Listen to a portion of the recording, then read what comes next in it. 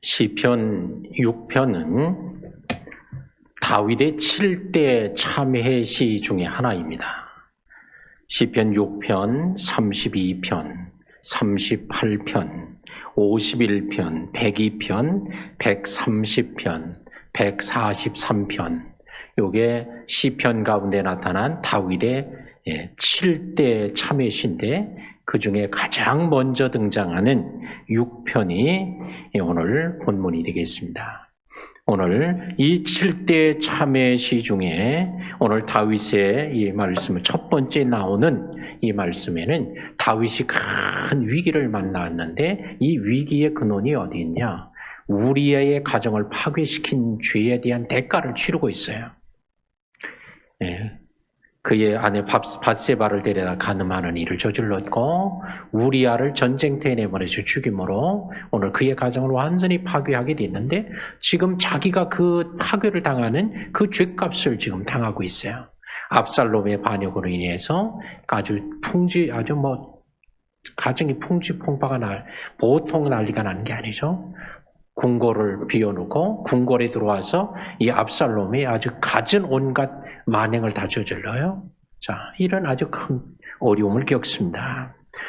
그리고는 그는 심각하게 자기 몸이 병들고 몸이 완전히 수척해서 빠져버리고 영혼도 말할 수 없이 괴롭고 잠을 잘 수도 없고 이런 아주 엄청난 위기 상황에 오늘 처해 있는 오늘 모습을 보여주고 있습니다.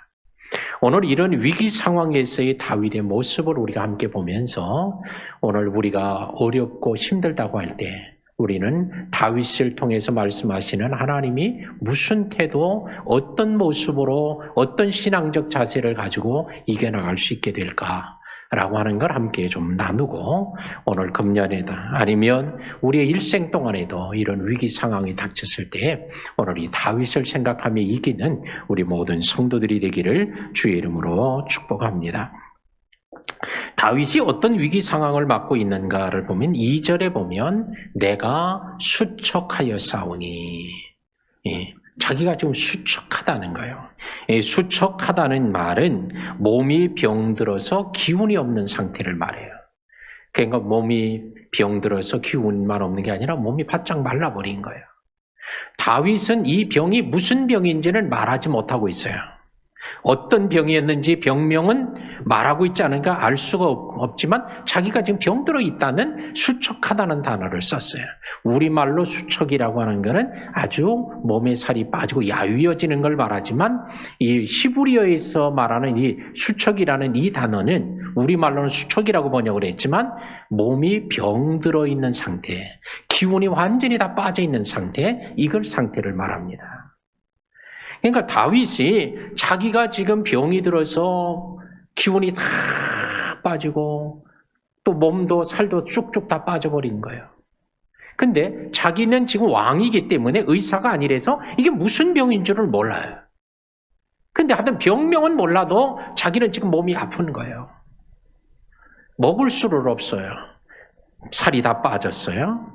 자, 이런 상태에 있다고 그가 말합니다. 그 다음에는 내게 은혜를 베푸소서. 2절에서 그러는 걸 보면 은혜가 진짜 필요한 상태에 있음을 알게 돼요. 그러니까 은혜가 떨어졌다는 것을 보여줍니다. 몸도 병들었죠. 은혜도 떨어져 있죠. 자, 또 그가 말하기를 여호와여 나의 뼈가 떨리오니 나를 고치소서. 뼈까지 막 떨린다는 거예요. 얼마나 그의 병이 또한 증상이 심각한가를 보여주고 있습니다. 3절에 보니까 나의 영혼도 떨리나이다. 몸만 병든 게 아니에요. 지금 영혼도 지금 초조와 불안 가운데 떨고 있어요. 영혼도 주여 여호와여 어느 때까지니까 라고 하면서 지금 하나님의 응답이 도대체 이 고난이 언제 끝나야 될 것인가에 대한 답답함을 하나님께 호소하고 있어요. 그러니까 이게 끝나는 거를 모르는 거예요, 지금. 이 고난이, 이 위기가 자기의 몸이 다 병들고 자기의 영혼도 지금 초조와 불안에 빠져 있고 은혜는 다 고갈돼서 바닥에 떨어져 있고 이런데 이게 언제 끝날지 모르는 거예요. 그래서 여호와의 어느 때까지니까 하고 답답해서 오늘 하나님께 투정하고 있습니다. 또한 5절에 보니까 사망 중에서는 또 스월에서 이렇게 말한 걸 통해 보면 그의 고난과 위기 상황이 얼마나 심각한가. 이 사망, 스월은 지옥, 음보를 말하는 단어니 그 지옥에 떨어지는 것 같은 그런 위기에 있다는 거예요, 지금. 그러니 얼마나 심각한 위기인가를 오늘 말하고 있습니다. 6절에 내가 탄식함으로 피곤하며, 그래서 탄식, 그러니까 입만 열면 그냥 한숨이 푹 나오는 거야. 탄식이. 그 다음에는 밤마다 눈물로 내 침상을 띄우며, 그러니까 그냥 눈물이 쏟아져서 견딜 수 없는 거예요. 이게 억울함의 눈물이 아니라 회개의 눈물이죠. 내 침상을 띄우며 요를 적시나이다. 눈물로. 그러니까 회개, 참회시기 때문에 자기가 지은 죄에 대한 참회, 회개를 하는데 그냥 밤마다 눈물이 끊이질 않는 거예요. 이와 같은 것을 볼 때에 우리는 다윗이 얼마나 큰 위기를 만나고 있는가를 보여줘요. 다윗은 산전수전을 다 겪은 사람이에요. 전쟁 수도 없이 많이 한 사람이에요. 어려운 일 한두 번 당한 사람이 아니에요. 그런데도 그가 이렇게 사망 중에 수월에 처해 있다고 말할 정도였다면 그가 고통이 얼마나 심각했는가 하는 것을 말하고 있습니다. 이런 아주 극도의 위기 상황에서 다윗은 어떤 태도로 이걸 극복하고 있는가를 우리가 함께 보겠습니다. 첫 번째는 그는 위기 상황에서 하나님을 부르고 있다는 거예요. 1절에도 여호와여, 2절에도 여호와여, 3절에도 여호와여, 4절에도 여호와여 하면서 여호와를 불렀다는 말이 계속 나와요. 이건 뭐냐? 하나님의 이름을 불렀다는 것 자체만 아니라 하나님께 기도했다는 거예요. 이런 위기 상황에서 다윗은 뭐를 선택했냐? 기도를 선택했다는 거예요. 오늘도 우리가 어렵고 힘들다고 할 때, 누군가 도움을 받을 수 없다고 할 때, 그럴 때에 우리가 다윗과 같이 기도를 선택하는 우리 성도들이 되시기를 주의 이름으로 축원합니다. 위기 상황을 만나면 어떤 사람은 자살을 생각하는 사람도 있어요. 자기 학대를 생각하는 사람도 있어요. 저주나 원망을 선택할 수도 있어요. 때로는 부모를 왜 그가 날 낳아서 이 고생을 시키냐? 부모를 원망할 때도 있어요. 그런데 다윗은 그런 다른 어떤 것도 보이질 않고 오로지 하나님의 이름을 부른다는 거예요. 오늘 기도를 선택하는 거예요. 오늘도 우리가 어렵고 힘들 때 막 사람이 원망스럽고 부모도 원망스럽고 친구도 원망스럽고 마누라도 남편도 자식도 부모 다 막 원망스러울 때, 그럴 때 오늘 다윗과 같이 하나님을 부르는, 하나님께 기도하는 우리 성도들이 되시기를 주의 이름으로 축복합니다. 위기 상황이 처하면 자연적으로 혹은 자동적으로 기도할 것 같지만 그렇지 않습니다. 위기에 오면 많은 사람들이 기도를 하죠. 그러나 위기가 온다고 해서 다 기도하는 게 아니라는 거예요. 오늘 다른 선택을 하는 경우도 많습니다. 믿는 사람 중에서도 위기에 처했을 때 엉뚱한 선택을 하는 일들을 우린 주변에서 너무나 많이 봅니다. 믿는 사람들이 자살을 선택하는 것들 우린 종종 봐요. 그래서 목사님들이 제일 힘든 장례식이 바로 이 자살한 사람 장례식 하는 거예요. 그 어떻게 설교를 해야 될지 몰라요. 제일 또 어려운 장례식 중에 하나가 아이들이 세상을 떠나는 거예요. 애들 장례식 하는 거. 이 참 어려워요. 어떻게 위로하고 어떻게 설교를 해야 될지, 하나님의 뜻이 무엇이라고 얘기해 줘야 될지 참 알기 어려워요. 오늘 이처럼 믿지 않는 사람이나 믿는 사람이나 그 데이터를 보니까 자살을 선택하는 게 믿는 사람이라고 해서 더 낫지 않다는 거예요. 그러니까 이건 뭘 보여주느냐? 성경적, 신앙적 가치관이 믿음을 갖고 교회를 다닌다고 하지만 바로 세워지지 않았다고 하는 것을 보여주는 증거라고 할 수 있어요. 그럼 그 책임이 누구에게 있어요? 교회에서 제대로 못 가르친 거예요. 어려울 때 기도하도록 가르쳐 줘야 되는데, 기도할 수 있도록 인도해 줘야 되는데, 기도하지 않고 이런 엉뚱한 방법으로 이걸 해소하고 피해가려고 한다는 것은 곧 제대로 된 가르침이나 제대로 된 신앙 지침이나 가치관을 세워주지 못한 교회의 책임도 상당히 있습니다. 뭐 교회의 책임만 교회, 다시 말하면 목회자들의 책임이죠. 목회자가 수없이 설교하는데, 그런데 다윗은 이런 위기 상황에서 하나님을 부르고 있다는 거예요. 오늘도 우리가 위기의 상황에 극한의 위기, 이럴 때에 우리는 하나님을 다윗처럼 찾는 우리 모든 성도들이 되시기를 축복합니다. 그 다음에는 오늘 다윗은 위기 상황에서 인내를 선택합니다. 다윗은 지금 어둡고 고통스러운 터널을 지나고 있어요. 잠도 잘 수가 없어요. 몸은 병들었어요. 먹을 수도 없어요. 입만 열면 한숨과 탄식이 나와요. 이게 언제 끝날지도 몰라. 지금 터널의 고난의 터널, 위기의 터널에 들어섰는데 이게 언제 터널이 끝나고 터널 바깥으로 나올지 이 예측을 할 수가 없어요. 끝이 언제 올지 알 수도 없습니다. 여호와여 어느 때까지니까 이렇게 말할 정도로 어느 때가 될지를 알 수 없는 거예요. 다윗은 위기상에서 쓰러질 것 같았지만 쓰러지지 않고 그래도 버티고 인내하고 있는 것을 볼 수 있습니다. 그런데 성경은 인내는 성령의 열매라고 말하고 있어요. 성령의 열매는 하면서 오래 참음과 오래 참음이 있다는 거예요. 오래 참음. 성령께서 역사하시면 견디어낼 수 있는 힘을 주는 거예요. 인내할 수 있도록 버틸 수 있는 힘을 주십니다. 성령이. 이게 성령의 열매입니다. 사람이 볼 때는 쓰러질 수밖에 없는데 포기할 수밖에 없는데 그래도 버텨내는 거야. 이게 뭐야? 성령의 안에 그 안에 역사하고 있다는 증거가 됩니다. 사도 바울 매를 맞아요. 뭐 수도 없이 40에 하나 감한 매를 맞으면 사실 39대 매를 태장으로 맞아보세요. 이게 엉덩이가 또 터져버리거든요. 네. 아마 군에 요즘에 안 그렇지만 저도 군대 생활할 때 뭐 엉덩이를 하도 터져가지고 엉덩이에 앉을 수가 없어서 의자에 앉으면 아파서 앉을지를 못하는 거예요. 엉덩이가 다 터져가지고 그 곡괭이 자루를 빼가지고 그걸로 이제 막 엉덩이를 때리니까. 예. 그래도 지금 골반이 안 부서지고 나만한 게 지금 다행이지. 예. 예.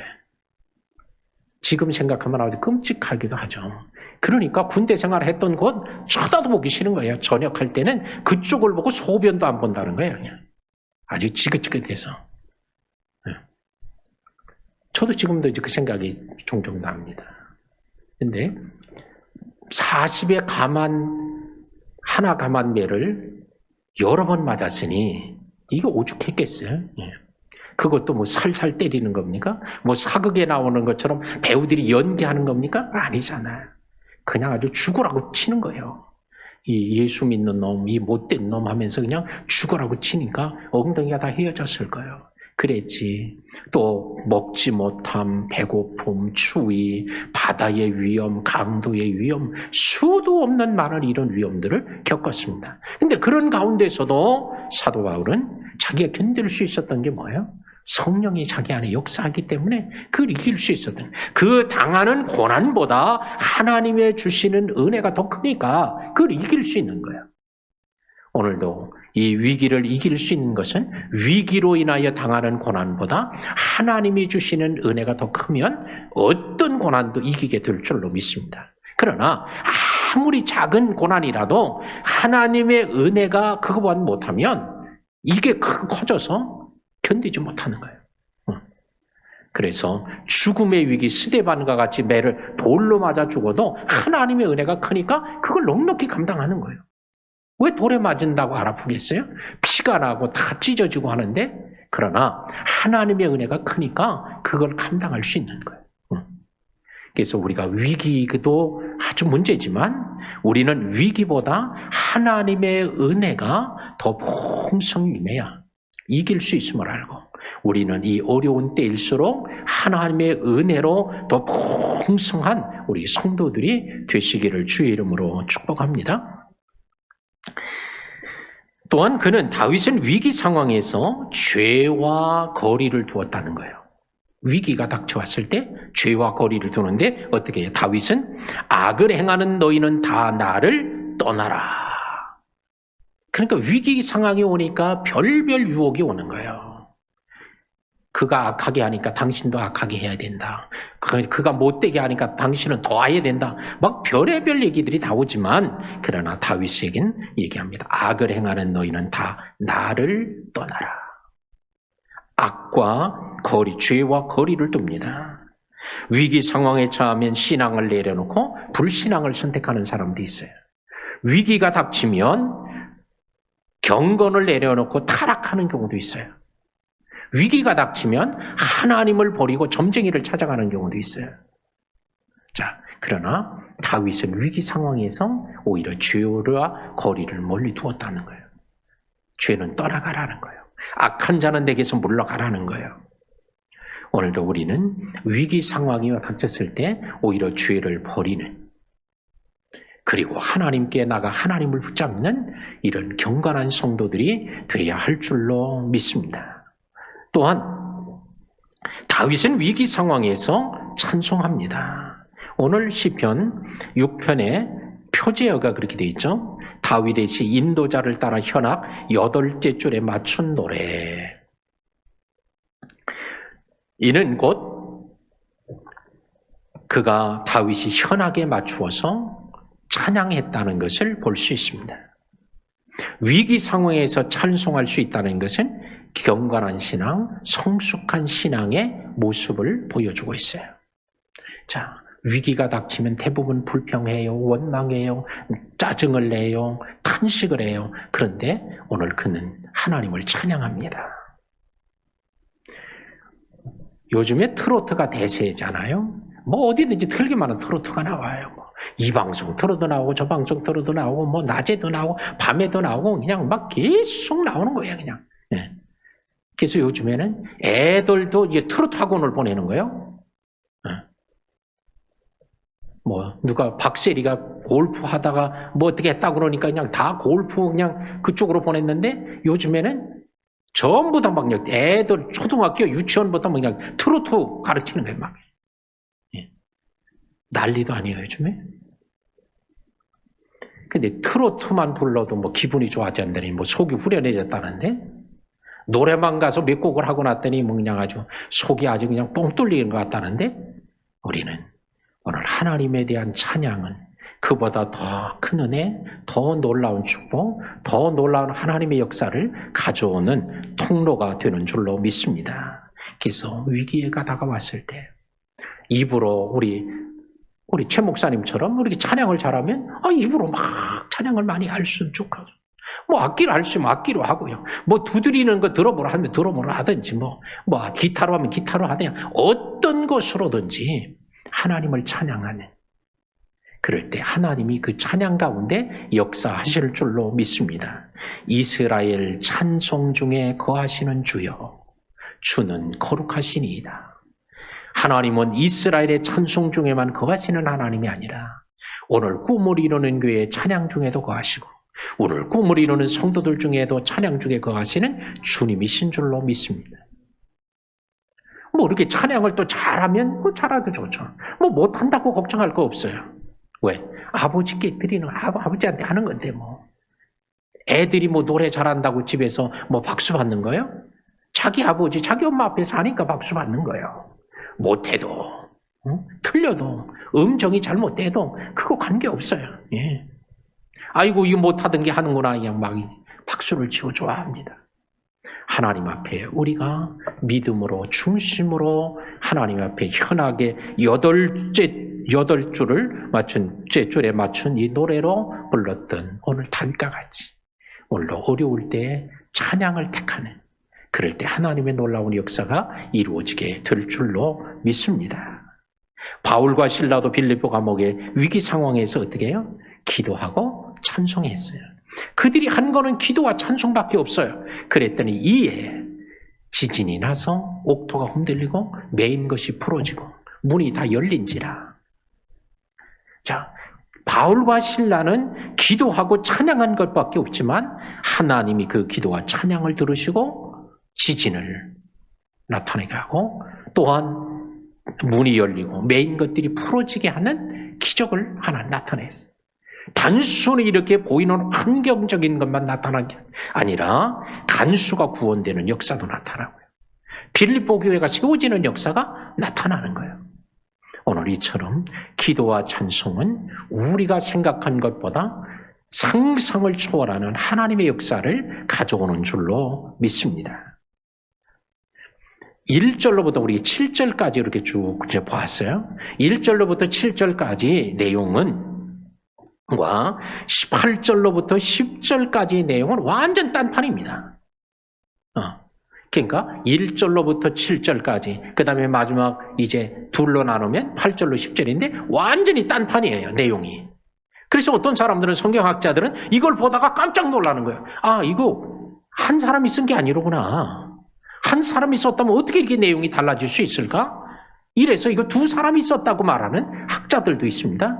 그러나 저는 그렇게 보질 않아요. 하나님이 7절과 8절 그 사이에 뭔가 하나님의 역사가 나타난 거예요. 그래서 새로운 반전이 일어났던 겁니다. 그러니까 쓴 사람은 똑같은 다윗이었지만 그 사이에 7절과 8절 사이에 하나님의 놀라운 역사가 이루어진 거예요.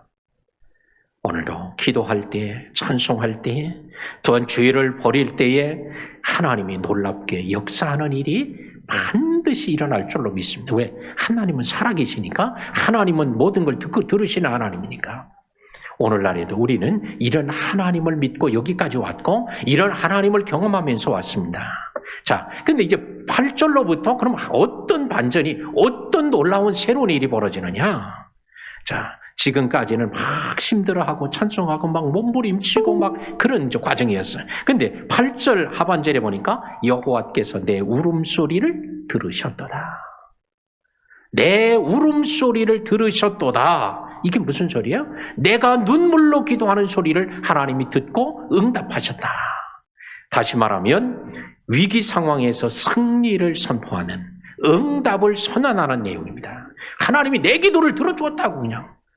갑자기 막 기도하고 찬송하고 힘들어하고 위기 상황에서 막 고난 중에 어려워했는데 그가 갑자기 하나님이 내 기도를 들어주었다고 소리를 치는 거예요. 승리를 선포합니다. 응답을 선언하고 있습니다.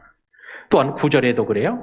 여호와께서 내 간구를 들으셨으며 들으시리로다 라고도 말씀했지만 들으셨다는 거예요. 완전히 들으셨다고 과거형으로 기록하고 있습니다.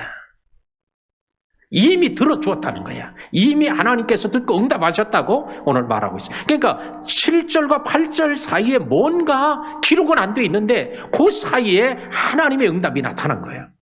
그러니까 8절에 자기 기도를 들어주었다고, 자기 기도가 응답됐다고 선포하고 있습니다. 그리고는 10절에 내 모든 원수들이 부끄러움을 당하고 심히 떨미어 갑자기 부끄러워 물러가리로다. 자, 원수들이 떨고 원수들이 물러간다는 거예요. 자, 이런 놀라운 역사가 나타났음을 선포하고 있습니다. 자, 그러면 7절과 8절 그 사이에 응답이 있었는데 다윗이 이걸 어떻게 알았을까? 너무 궁금했어요. 제가 성경을 보면서 다윗이 도대체 7절과 8절 사이 하나님 응답을 받은 건 틀림없는 것 같은데 이 응답이 왔다는 걸 어떻게 알았을까? 근데 다윗은 그 얘기를 하지 않아요. 내가 하나님이 응답하셨음을 요렇게 알았다 말하진 않아요. 그러니까 알 수가 없어요. 어떻게 응답을 받았는지. 그러나 응답이 왔다는 건 아주 틀림없다는 사실이에요. 만약에 이때 응답이 안 왔는데 자기 혼자 이렇게 떠들었다면 다윗이 이런 시편에다가 여기 놓을 수 없었을 거예요. 왜냐하면 정권도 완전히 바뀌어졌을 것이고 완전히 새로운 세상이 됐기 때문에 도무지 자기 참의 시를 놓을 수 없었을 거예요. 근데 참외실을 넣은 것은 그가 모든 것이 이 응답대로 되어졌기 때문에, 그래서 사람들이 볼 때도 야, 울음소리를 들으셨고 간구를 들으시고 원수가 물러가고 한 것을 그대로 이루어진 것을 사람들이 다 알고 있기 때문에 시편에다 넣어놔도 이게 아무런 문제가 안 된 거예요. 그럼 어떻게 알았을까? 구체적인 건 알 수 없지만 가장 중요한 건 다윗은 응답됐다는 걸 자기는 분명히 알고 있었다는 거예요. 다윗은. 오늘날에도 우리가 기도할 때요, 딴 사람은 몰라도 자기가 응답됐다는 걸 분명히 아는 경우들이 있습니다. 이걸 말로 표현을 못하는 경우도 있어요. 언어로 다 설명이 안 되는 경우도 있어요. 응답된 거를. 자, 오늘 근데 하나님은 일반적으로 응답을 어떻게 하시느냐? 말씀으로 응답하는 경우들이 있습니다. 하나님이 말씀을 주시는 거예요. 그래서 하나님이 기도할 때 일정한 구절과 말씀을 주셔서 응답이 되게 하고, 말씀을 잘 모르는 사람은 말씀으로 응답할 때 어떻게 해요? 설교를 듣는 중에 그 말씀에 답이 오는 거예요. 오늘 낮에 설교를 마치고 돌아가는 한 분이 그래요. 제가 마음속에 기도하고 있었는데 오늘 목사님이 그 설교를 했습니다. 제가 할렐루야 그랬어요. 그게 뭐예요? 하나님이 그가 기도한 것에 대한 하나님의 응답을 이 설교 시간을 통해서 그가 확인하는 거예요. 하나님의 말씀을 잘 알고 있는 말씀이 부여한 사람은 하나님이 그에게 말씀을 통해 주지만, 이렇게 설교를 통해서도 하나님 시간을 통해 하나님의 말씀하시고 응답하시는 걸 알게 합니다. 또한 확신으로 응답됐다는 걸 알게 하는 것이 확신. 기도하는데 확신이 오는 거야. 엘리 제사장이 한나에게 얘기합니다. 평안의 집으로 가라. 사실은 엘리 제사장은 우리가 솔직하게 말하면 타락한 제사장 중에 하나잖아요.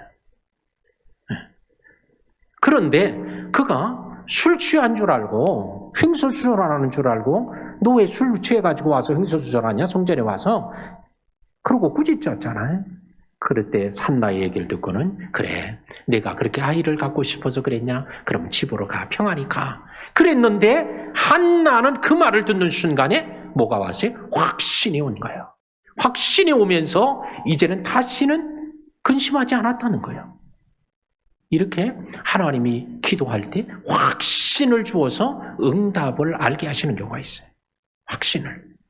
또 하나님께서는 평안으로 응답하시는 경우가 있어요. 막 기도하는데 하나님 평안을 줘요. 그래서 더 이상 걱정하지 않아. 걱정거리가 안 돼. 눈을 떴는데도 여전히 그런 일이 있는데 해결 안 됐는데 걱정이 하나도 안 되는 거야. 이게 뭐야? 평안을 통해 주시는 하나님의 응답이에요. 근데 반대인 경우도 있습니다. 기도하는데 평안이 안 오는 거예요. 자꾸 불안해지는 거예요. 그럴 때는 더 많이 기도해야 할 줄로 믿습니다. 아, 이거는 너무 쉬운 일이야. 잘 될 거야 하는데도 기도만 하면 불안해지는 거야. 그 문제만 놓고 기도하면 이건 뭐예요? 더 기도해야 될 일이야. 하나님 뜻대로 기도하지 않을 수도 있지만 하여튼 자기가 원하는 쪽의 응답이 아니야. 그러니까 불안이 오면 더 기도해서 하나님이 주시는 평안이 임할 때까지 오늘 기도해야 할 줄로 믿습니다. 때로는 또 찬양으로 응답이 오는 경우도 있어요. 갑자기 기도하다가 찬양을 하나님이 하게 만드세요. 그래서 그 찬양이 아주 또 그게 적절한 찬양으로 하나님이 역사하는 거예요. 이렇게 또 응답을 하실 때도 있습니다. 때로는 오늘 다윗과 같이 자기 입술로 응답을 말하게 할 때도 있어요. 자기가 말하는 거죠. 내 울음소리를 들으셨다. 내 간구하는 소리를 들으셨다고? 이렇게 자기 입으로 말하는 거야. 하나님의 성령이 그를 사로잡아서 내가 네 기도를 들었다고 하는 것을 그의 입을 통해 말하는 오늘 다윗의 모습을 볼 수 있어요. 오늘도 우리가 기도하다 보면 이렇게 자기 입으로 말아요. 아니 내가 왜 이런 소리를 해? 마치 하나님이 하시는 것처럼 그렇게 말하시는 때가 있습니다. 이 외에도 기도의 응답은 너무나 신비하고 너무나 비밀스러워서 다 말할 수 없고 또한 다 저도 알질 못해요. 이것에 대한 기도에 대한 응답, 놀라운 응답의 비밀 뭐 이런 책들이 많지만 그러나 많은 책을 봐도 그 사람들도 일부만 알 뿐이지 모든 응답에 대한 과정을 다 아는 사람은 세상에 아무도 없습니다. 오직 응답은 하나님의 주권에만 달려있다. 하나님이 응답해야 되는 거니까. 근데 응답을 다 할 수는 없어요, 우리가. 그러나 우리는 오로지 하나님은 우리가 구할 때 좋은 것으로 주실 줄 알고 우리는 끊임없이 구하고 끊임없이 찾고 끊임없이 두드리고 이루어질 때까지 구하는 우리 성도들이 돼야 할 줄로 믿습니다. 때로는 알고도 구하지만 모르고 구할 때도 많아요. 왜 기도해야 되는지 모르지만 그냥 기도해야 될 때도 있어요. 그러나 성령께서 우리에게 기도하라고 하면 그냥 기도하라는 대로 하면 되는 거예요. 그냥 특별한 이유가 없는데도 기도하라고 하면 기도하고, 이유가 있어서 기도하게 하면 기도하고, 기도 제목을 받았으면 기도하고, 부탁을 받으면 또 중보 기도하고, 또 안 받으면 안 받는 대로 성령이 인도하심을 따라서 기도하는 시키는 대로 하면 되는 거예요. 우리는 성령이 역사하시는 대로 또 말씀에 명하는 대로 늘 쉬지 않고 기도하는 성도들이 복이 있을 줄로 믿습니다. 지금 오늘 새벽에도 새벽에 한 3시 조금 넘었는데 깨웠는데 그때 오늘 주일날 오늘 제가 아침부터 계속 5번 설교를 오후까지 하잖아. 그 딱 생각하니까 아니 빨리 자야 되는데 근데 주님이 안 재우는 거야. 그럼 어떻게 하겠어? 뭔가 기도하라고 그러는 거야. 이제 기도를 쭉 합니다, 그냥. 네, 기도하다가 일어나서 이제 씻고 이제 아침 먹고 그러고 이제 교회 나와서 지금 이제 하루 종일 이제 설교를 하는데 때로는 이처럼 모를 때가 많아요, 저도. 왜 나를 깨워서 기도하게 하시는지. 이렇게 기도하는 거야. 네, 우리 성도들도 그러나 시간이 지나면 그때 왜 깨워서 기도하게 했는지를 미련해서 저는 잘 모르지만 여러분들은 잘하시면 잘하는 대로 더 하시면 좋겠어요. 또 모르면 모르는 대로 또 하시면 좋아요. 저는 지금 잘 몰라요. 오늘도 새벽에 왜 이렇게 일찍 깨워서 나를 기도하게 했는지 난 몰라요. 근데 그냥 기도하게 하니까 이제 기도했어요. 자, 시간이 지나면 하나님이 또 알게 하실 것이다. 이렇게 믿고, 왜? 하나님을 저는 신뢰하니까. 아버지를 신뢰하니까. 그러니까 아버지가 제가 피곤한 거 왜 모르겠어요. 다 아시지만 그래도 또 깨워서 기도하게 하면 또 기도하는 거예요. 나라와 민족을 위해서도 기도하고 교회를 위해서도 기도하고 이제 기도하는 거예요. 자, 그러나 하나님의 응답은 기도할 때의 응답이 온다는 거예요. 말씀을 맺겠습니다. 위기의 상황에서 오늘 다윗이 보여준 것처럼 오늘도 저와 여러분이 이런 태도와 자세, 신앙적 태도를 가진다면 오늘 다윗을 세우신 하나님이, 다윗을 붙들어서 승리하게 하신 하나님이 오늘 우리들도 승리하게 하실 줄로 믿습니다. 그래서 우리는 오늘 이와 같이 다윗과 같이 오늘도 우리 모든 성도들이 올 한 해가 위기가 와도 오늘도 기도하는 걸 선택하고 위기가 와도 인내하고 위기가 왔을 때 더 죄를 멀리하고 위기가 왔을 때 하나님을 찬양하고 위기가 왔을 때 오히려 기도하며 승리를 선포하는 이런 믿음의 사람이 되어서 우리 교회도 든든하고 성도들도 든든하게 세워지고 우리 한국교회도 오히려 든든하게 세워지는 그런 주의 복이 있기를 주의 이름으로 축복합니다. 하나님 감사합니다. 오늘도 주님이 우리를 사랑하셔서 불러주시고 은혜 주신 것 감사합니다. 오늘 이 시간에 다윗이 하나님 말할 수 없는 극한의 위기 가운데 있었지만 그러나 오늘 이 위기 중에서 승리한 다윗의 모습을 통해 우리들에게 가르쳐 주시려고 이 말씀을 기록해 놓으신 것 감사합니다. 오늘 이 말씀을 읽을 때 저희들이 하나님 말씀을 들을 때 깨달아지게 하시고 오늘 새심을 얻게 하시고 주님을 붙잡는 귀한 기회가 되게 하옵소서. 그래서 우리 교회와 성도들 한 사람도 주저앉지 않고 믿음으로 승리하는 놀라운 주의 복을 주시기를 거룩하신 예수님의 이름으로 축복하고 기도하옵나이다. 아멘.